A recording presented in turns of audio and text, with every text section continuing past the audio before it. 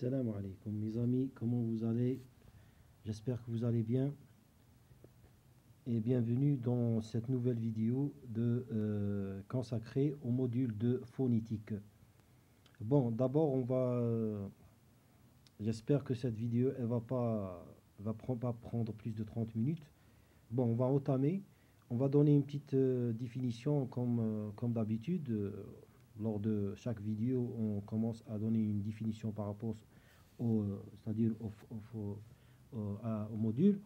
Et vous remarquez ici, vous avez devant vous une sorte d'un tableau, bien de deux colonnes qui donnent, c'est-à-dire la distinction entre ce qu'on appelle la phonétique et la phonologie. C'est-à-dire que ces deux concepts ce sont très importants et ils sont liés l'un à l'autre. Lorsque vous découvrez la définition de la phonétique, vous êtes obligé c'est-à-dire de connaître la phonologie. Mais t'en fais pas, ne vous inquiétez pas, c'est facile c'est à vous de suivre et faire attention. Bon, lorsqu'on parle de la phonétique, bien sûr, on parle de ce qu'on appelle l'articulation des mots. L'articulation des mots par rapport à quoi? Par rapport c'est-à-dire, on ne dit pas l'alphabet, parce que lorsqu'on est dans le module phonétique, il faut oublier l'alphabet. On a une autre alphabet, celle de l'alphabet phonétique. C'est-à-dire, elle se compose, ou bien elle se répartit par ce qu'on appelle des voyelles et des consonnes. Dans les voyelles, on a ce qu'on appelle deux catégories, voyelles orales et voyelles nasales. Ainsi que dans les consonnes, on a ce qu'on appelle des consonnes constructives et occlusives. C'est-à-dire, il y a des sous-genres, ou bien, sont, c'est-à-dire, ce sont des unités distinctives. Bon, ça, c'est pas notre sujet. On va passer à c'est-à-dire faire la différence entre, on va commencer par faire la différence entre ce qu'on appelle les monèmes et les phonèmes.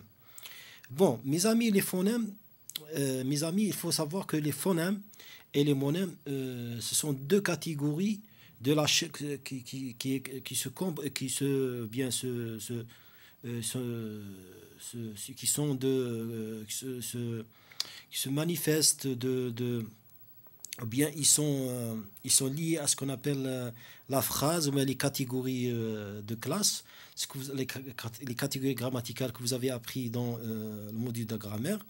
C'est-à-dire, pour faire la différence, il faut savoir que, par exemple, ce concept ou bien cette distinction, elle vient de la linguistique. C'est selon un linguiste qui a fait la différence entre ce qu'on appelle les monèmes et les phonèmes. Par rapport à ce qu'on appelle la double articulation. Ici, on ouvre une parenthèse, c'est le linguiste André Martinet qui a bien expliqué que, c'est-à-dire que la double articulation au langage, selon André Martinet, c'est-à-dire qui est une action fondamentale de la théorie fonctionnelle. C'est-à-dire et qui est c'est-à-dire une langue, c'est-à-dire que la langue, elle est doublement articulée.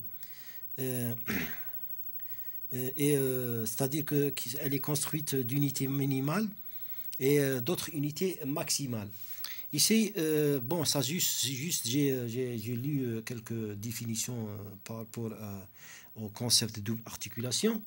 Bon, ici, il faut juste, mes amis, faire la différence entre les deux, entre les monèmes et les phonèmes. Les monèmes, ce sont, au début, il faut que vous commencez par ce qu'on appelle les unités minimales. Entre parenthèses, les monèmes. Et vous ajoutez que ces unités minimales, ce sont en relation avec ce qu'on appelle, il décrit le son, il décrit le sens, pardon, et ils sont des unités, significatives. C'est-à-dire, chaque monème donne une signification ou bien une caractéristique. Je vous donne un exemple. Par exemple, prends un mot, n'importe quel mot. Prends par exemple le mot parler, le verbe parler, qui est un verbe qui est de la première, c'est un premier groupe.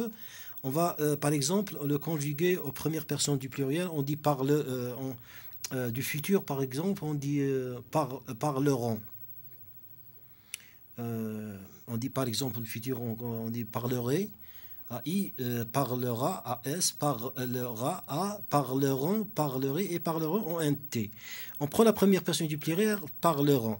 On remarque qu'on a ce qu'on appelle le radical ou bien la racine parle, c'est la base, et puis l'infinitif ER, c'est l'infinitif du verbe, c'est-à-dire qui représente que le verbe est premier groupe. Et on a la terminaison, ou bien la désignance en NS qui désigne, c'est-à-dire la terminaison la première personne du pluriel. Alors on remarque que ce verbe, on a découpé le verbe à trois parties. Ces trois parties, on le nomme les monèmes. C'est-à-dire que le mot, ce monème, il est composé de trois monèmes. Tout simplement.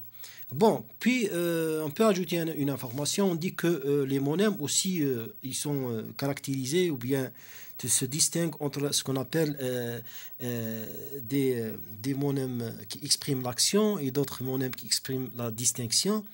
Je ne vais pas étaler ici, je vais juste donner des petites définitions comme ça. Bon, maintenant on va passer à ce qu'on appelle les unités maximales. On a commencé avec les unités minimales, celles des monèmes. Maintenant, les unités maximales, celles des phonèmes. Et connaître la définition des phonèmes. D'abord, il faut dire que les unités maximales, ils sont liés à ce qu'on appelle à la deuxième articulation, parce qu'on a dit au début que, selon André Martinet, que la langue elle est doublement articulée. Alors, dans les unités maximales, sa deuxième catégorie, celle de la deuxième articulation, les unités distinctives. Pourquoi les unités distinctives? Parce que les phonèmes, d'abord il faut connaître les phonèmes. Que veut dire les phonèmes? La signification des phonèmes. Les phonèmes, c'est le son. C'est le son par exemple, des voyelles, soit des voyelles orales ou bien nasales, ou bien des consonnes occlusives ou bien constructives. Ils ont ce qu'on appelle un son différent l'un à l'autre. C'est ça. Alors, c'est pour ça qu'on dit le P. Il revient un peu, c'est-à-dire il peut former un mot à partir de P, de la lettre P, ou bien du phonème P, pardon. C'est pas la lettre, on ne parle pas de lettres, on parle de phonème. Le phonème P, le B, et bien sûr dans le phonème, on a ce qu'on appelle des voyelles et des consonnes. Le P, c'est une consonne, le B, c'est une consonne. Par exemple, on prend le P qui signifie, par exemple, pain. Le B qui signifie bien, ou bien bateau, ou bien n'importe quel mot qui commence par cette consonne. C'est ça la différence. C'est-à-dire que dans un mot qui est composé c'est-à-dire de plusieurs phonèmes, ou bien de lettres, dans la catégorie de la deuxième articulation, il est représenté comme phonème. Alors, le phonème, il représente un son. Et cette catégorie, elle est bien sûr désignée comme ce qu'on appelle les unités maximales. Bon, ça c'est une juste entrée pour faire la différence entre les monèmes et les phonèmes, parce que c'est très important. Maintenant, on va passer à ce qu'on appelle la phonétique. Bon, l'auteur ici, il nous donne une sorte de distinction entre les deux, entre la phonétique et la phonologie. Ce que vous devez retenir comme définition, c'est que la phonétique, c'est l'étude physique des sons de la parole. Et lorsque vous arrivez à la phonologie, alors vous donnez cette définition bref et facile, étude fonctionnelle. C'est-à-dire elle est liée à ce qu'on appelle le fonctionnement des sons. Comment le son fonctionne. C'est ça. La deuxième distinction, toujours sur la phonétique, le but est d'écrire toutes les caractéristiques articulatoires, physiques, perspectives, etc. Mais par rapport à la phonologie, le but est d'interpréter et de rendre compte de l'utilisation des sons par rapport à l'homme pour la communication. Et revenant à la phonétique, c'est-à-dire ce qu'elle focalise. Elle focalise la phonétique sur ce qu'on appelle l'étude des sons du signifiant indépendamment du signifié. C'est-à-dire, elle s'intéresse au signifiant à part entier, mais par la suite, c'est-à-dire, elle fait l'étude s'intéresse au signifiant comme comme concept, cette faculté, elle a ses opinions par rapport à ça, mais lorsqu'elle arrive au signifier, elle va l'étudier aussi de part entier. C'est-à-dire, elle sépare entre les deux. Mais par contre, dans la phonologie, non. C'est l'étude, elle s'intéresse à les deux. Elle s'intéresse c'est-à-dire au signifiant et signifié côte à côte, d'une façon juxtaposée. Et puis l'auteur, il parle aussi en revenant à la phonétique, c'est l'étude des sons sans tenir compte de leur appartenance à une langue. Ça, c'est vrai parce que la phonétique, elle va pas, c'est-à-dire, elle va pas entrer dans ce qu'on appelle amalgame entre la définition, par exemple la phonologie, ou bien la sémantique, ou bien la morphologie. Ça, c'est pas l'affaire, ou bien ça, c'est pas le travail de la phonétique. La phonétique, elle s'intéresse à l'articulation. L'articulation exacte. L'articulation par rapport à la liaison, à la liaison, à la liaison, à d'autres choses qui sont très bien liées à la phonétique. Par contre, dans la phonologie, elle étude des sons du point de vue de la fonction qu'ils remplissent dans une langue. De cette manière, on a fait la différence entre les deux. Maintenant, je vais vous faire défiler quelques polycopies. C'est une procédure nouvelle et vous n'allez pas trouver des vidéos comme ça. C'est-à-dire, je pense, d'après mes connaissances, je suis le premier qui va défiler des polycopies comme ça. Pourquoi avec explication, sans faire les liens et vous télécharger. C'est-à-dire vous aurez c'est-à-dire la vidéo plus les polycopies. Juste faire attention et lors de votre visionnage, vous pouvez répéter ou bien revoir la vidéo. Bon, ça c'est les relations avec, c'est-à-dire l'alphabet international, l'alphabet, l'APE. Bon, on a l'aspect historique, la fondation, l'appartenance, il y a beaucoup de choses.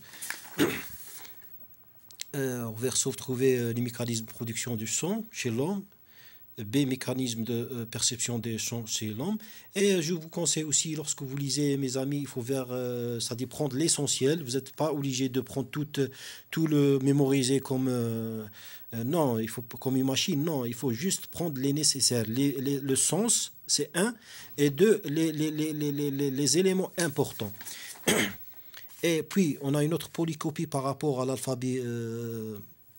Non, c'est la même, mais en version... Non, attendez, peut-être que j'ai fait une faute. Non, c'est ça. Non, c'est ça. Bon, ici, on a, je pense... L'alphabet, ouais, ça, on a défilé ça. Bon, ça, c'est pas nécessaire. Bon, ici, vous avez la différence, toute l'alphabet phonétique de la langue française. Mais vous inquiétez pas, votre professeur, il va vous donner des polycopies pareilles. Bon, ici, on a par exemple l'alphabet, ou bien l'appareil phonatoire de l'homme est réparti, ou bien se compose de différentes parties que vous devez les connaître par cœur. Et ensuite, oui, c'est ça.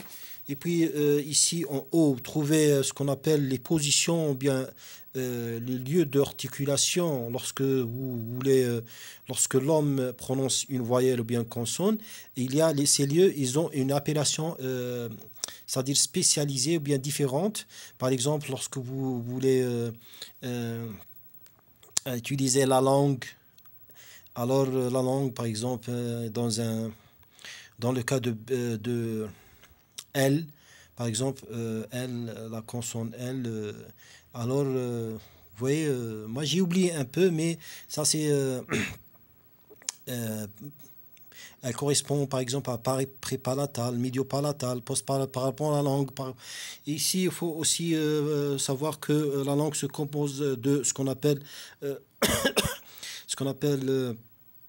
l'apex et le dos et la racine. il y a des différents comme ça, différentes positions et différents lieux d'articulation que vous devez les connaître parce que c'est très important. Et aussi, je veux aussi vous ajouter que la phonétique, vous allez l'étudier pendant la première et la deuxième année. Alors, il faut profiter parce que si vous ratez, franchement, il sera un gâchis, un grand gâchis si vous faites pas attention à ce module important. Et puis, on arrive à ce qu'on appelle,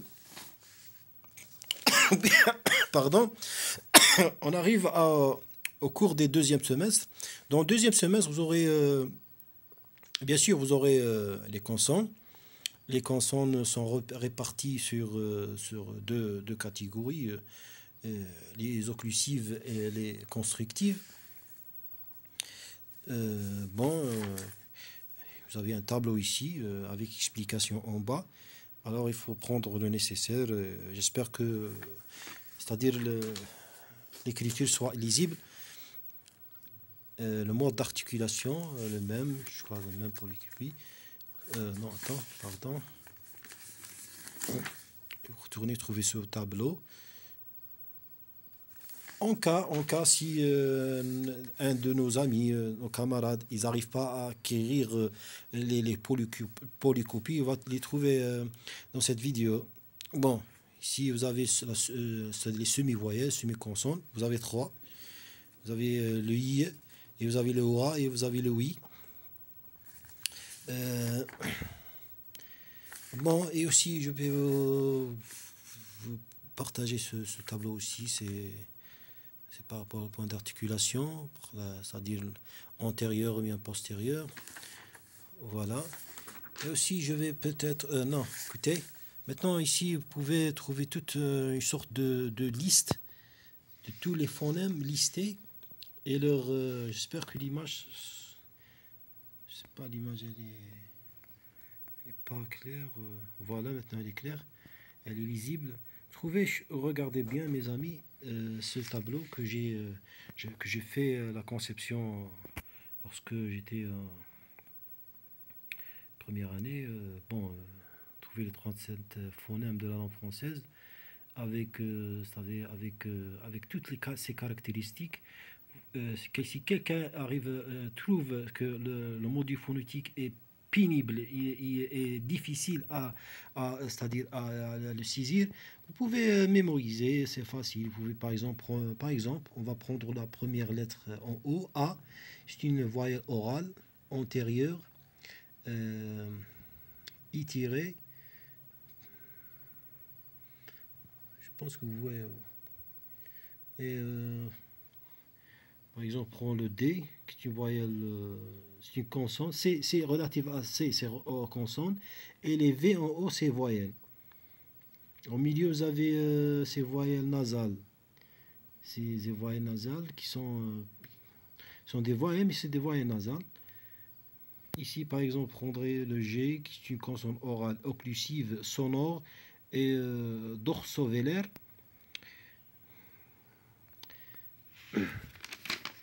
Et j'espère, mes amis, que vous aurez des bonnes notes.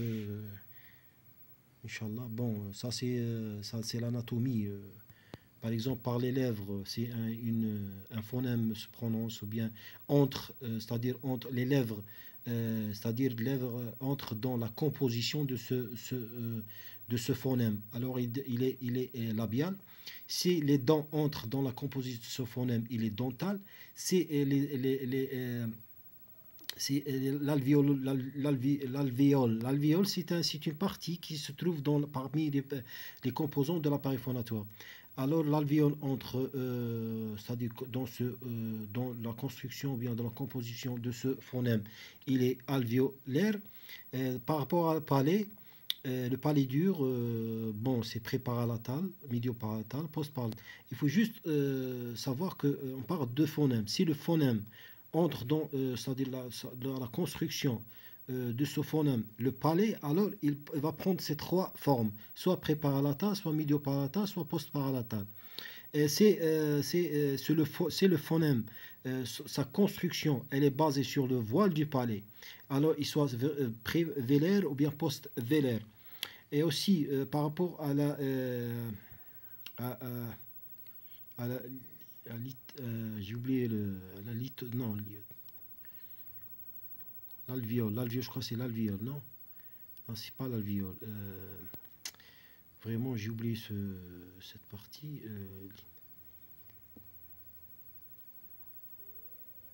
Uvulaire. L'alvéole, je crois que c'est l'alvéole. Essentiel. Le pharynx, si ce phonème entre dans sa composition, cette partie, alors elle est pharyngale. Le larynx, c'est laryngal. La glotte, c'est glottal. L'apex, c'est le bout de la langue, c'est apical. Le dos de la langue, soit préparalatal ou bien médio-paralatal. La racine de la langue, c'est post-dorsal. Le nez, c'est nasal. Et voilà. Les cordes vocales, c'est le voisement et, entre voisé et non voisé. Il faut savoir aussi que le larynx, il se compose dans l'arrêt, qu'on a, on a devant, c'est-à-dire on a dans la glotte, elle se compose de, dans la glotte, on a larynx. Et larynx, il est délimité par ce qu'on appelle les cordes vocales, c'est ça. J'espère que j'ai pas, Inch'Allah, j'ai pas oublié. Mais ça, c'est, je pense que ça, c'est le nécessaire. Et aussi, je vais vous donner ça comme bonus, mes amis. Vraiment, vraiment, vous n'allez pas trouver ça. C'est un travail personnel. Regardez bien, c'est un tableau qui regroupe presque toute la phonétique, toute cette science, avec ses différents, c'est-à-dire transcriptions phonétiques, avec tout. Par exemple, en haut, vous avez les voyelles. Vous avez, regardez bien, vous avez les voyelles avec leur transcription. Par exemple, le E est fermé ou ouvert, I ou. Et puis vous avez aussi des exemples, voyelles nasales avec des exemples. Par exemple, le E nasalisé, ANT veut dire antérieur, ANT veut dire antérieur, c'est postérieur, postérieur. C'est juste pour décoder ces abréviations, bien ces AN veut dire antérieur, postérieur, etc. Et puis je vous ai ajouté aussi la différence ou bien comment connaître le E caduc. Ça c'est le E caduc, le voilà, qui est écrit d'une façon à l'envers. Alors ici, vous dites c'est un E, vous dites pas E. Le E fermé, on dit E fermé et E est ouvert. Mais lorsque vous arrivez à E caduc, celui-là, vous dites E. Vous savez, il faut faire la différence entre et E. Le E, c'est le E sourde et bien caduc. Il y a c'est-à-dire il a des règles caduques. Mais parmi les règles fondamentaux, c'est-à-dire vous pouvez, c'est-à-dire si, lors de votre transcription ou bien lorsque vous voulez faire la transcription du E caduc, c'est juste compter le nombre de s'il est entre trois consonnes. S'il est trois consonnes, alors vous le maintenir, c'est-à-dire vous allez l'écrire. S'il n'est pas entre trois consonnes, alors ce n'est pas la peine de l'écrire, vous passez. Et puis vous avez les semi-voyelles, bien on dit semi-voyelles, semi-consonnes. J'ai même utilisé, vous voyez, l'arabe pour faciliter, parce que vous savez bien, parce que ça, c'est ici, ça la transcription des semi-voyelles. On a ce y, vous avez le oui et le wa. Et vous avez même des exemples, le i par rapport au travail, le oui par rapport à lui, et le wa, c'est W, on ne dit pas W, on dit wa, c'est moi, etc. Bon, ici, on a commencé par ce qu'on appelle, bon, ici, sont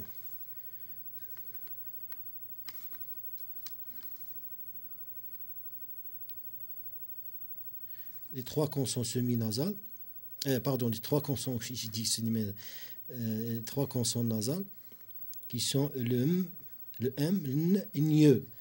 Il faut faire la différence entre NIE, qui a une sorte de queue comme ça penchée, et le NIE de l'anglais, le voilà, que la deuxième, c'est-à-dire elle se penche vers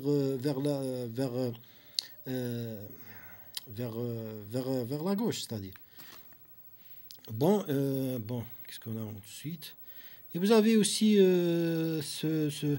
les consonnes entre sourd et sonore, comme vous remarquez, et une définition des consonnes avec leur pertenance. Vous devez juste, c'est-à-dire mémoriser PTK, BDG, c'est-à-dire le côté sourd, PTK, BDG, sourd et,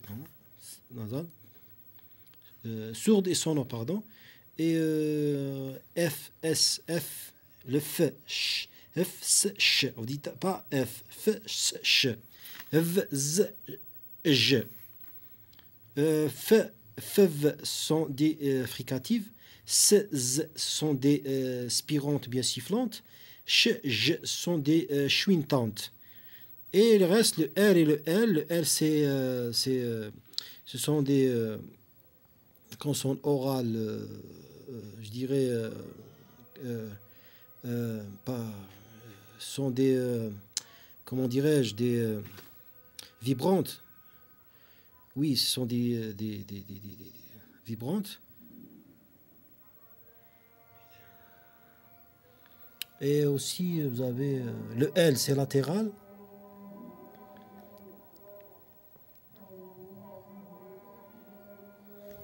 Etc. Je pense qu'on est arrivé au terme de cette vidéo. Merci de votre attention, monsieur.